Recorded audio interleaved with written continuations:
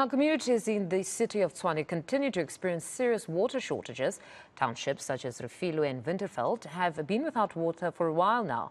Residents are threatening to embark on shutdowns as they're likely to enter the new year without water. Our reporter Pule Letshwiti-Jones is in the capital and joins us this morning. Good morning, Pule. So exactly how long has the community been without water and how have they been surviving? Yeah,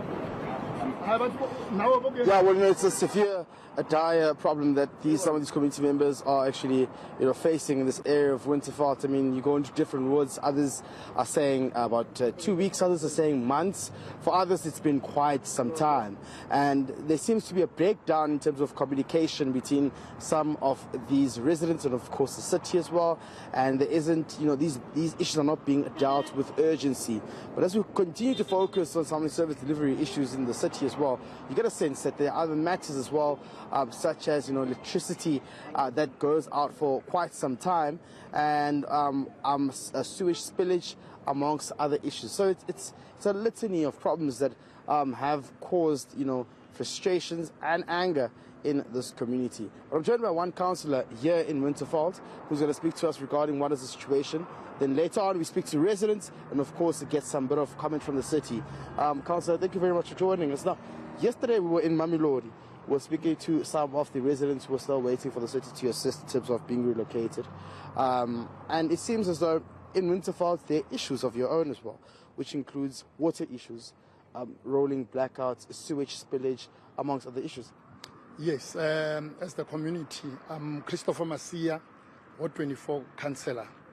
Winterveld is divided mainly into 3 wards, but in Ward 24, an agricultural holding ward. But the challenges we have, of course, we have the challenge, number one challenge that we have is the problems of electricity, which we recently had protests of the communities around the ESCOM switching off the feeders without consulting with the communities.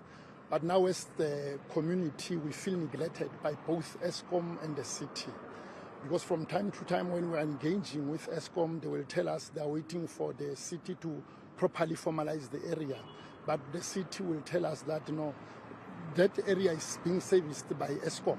ESCOM must just service the people. As a result, we are caught in between. The problems of sewer spillage, the city has been made aware by the members of the community. Us as ward councillors, we even raised this issue in council itself to say there's health hazard and emergency in Winterveld. Because, as I said, Winterveld is divided into 3 wards mainly, but development is happening in the urban edge, which is Ward 19. And because of lack of service delivery, people occupied unfinished houses, RDP houses, and there was no connection to the sewer. Then the sewer spillage is just all over, and then it ends up in my ward. The people will have to be relocated because we are sitting on an emergency. As we go on a visit, an inspection, you will see the challenges that we are talking about of sewer spillage. The roads are completely wiped out with no assistance from the city.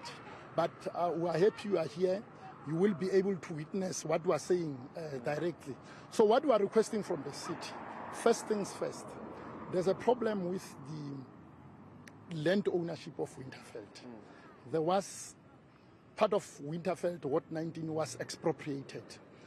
But there was a public protector's report to say you have not given the people, the plot owners, what was due to them. As a result of that public protector's report, we started seeing people occupying land, tampering with infrastructure.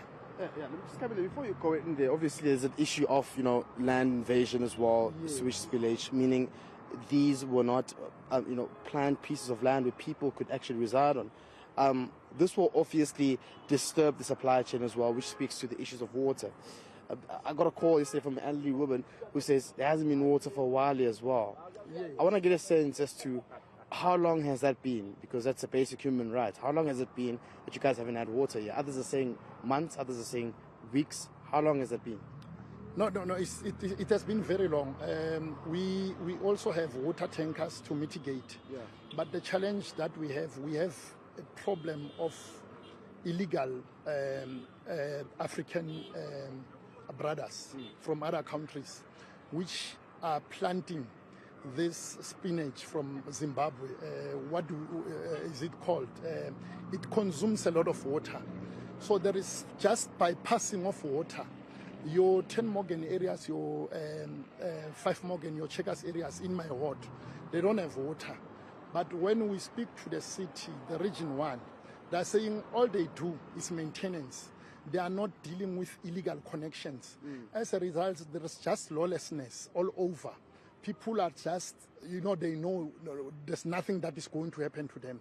So there is water, but this water is bypassed to service these plantations, these gardens, by illegal foreigners. So we've been trying to say, can the city come and remove these illegal connections? But up to this day, we have not been, our pleas for help have not been responded to. But one other issue, hence I said number 1 priority is electricity. ESCOM has not been working with us in good faith. We have a facility, social development facility. It's completed. It's waiting for ESCOM officials to come and electrify the technicians. It's about a year now we have reference numbers to say, can you come and electrify the social development center? I believe you will be having time to just come and see, because it's being vandalized as we speak, because ESCOM cannot come and everything, the officials, the reference numbers are there. We also have a post office which is giving our people service here. It has been sitting without electricity for more than 2 years now, from 2019. I have reference numbers to show. We've been communicating with the customer care. We also have been communicating with the technicians themselves to say, we've been receiving emails from the officials who say, can you electrify these centers? But we are not doing so. We also have the municipal office, which is just on the road. It has also been started being vandalized because there's no electricity. It's not safe for the security guards. The past 2 weeks, it was also broken into because there's just darkness. There's no electricity in Winterfeld as we speak. All right. Thank you very much, Councillor Mfundo. It seems as though, there's quite a lot of problems that we may have to start investigating on the ground here, but of course we'll be focusing on the key issues which speak to the issues of electricity and water as well. Like the councillor just said, this township has been divided into 3 wards, so obviously we'd now have to find out what are some of the problems which speaks to the affecting of basic human rights, such as water, such as sewage spillages, of course, and of course that issue of electricity. But we'll get to the bottom of this. Just like yesterday when we were in Mamelodi, we got a response from the city saying they're working on it, they will be helping those flood victims as well, and surely today we want that same response to say, how far are we in terms of resolving some of these service delivery issues in this area as well. And hopefully they will be just as responsive. Pule, we'll leave it there for now. That's our reporter, Pule Letshwiti-Jones in Tshwane for us this morning again.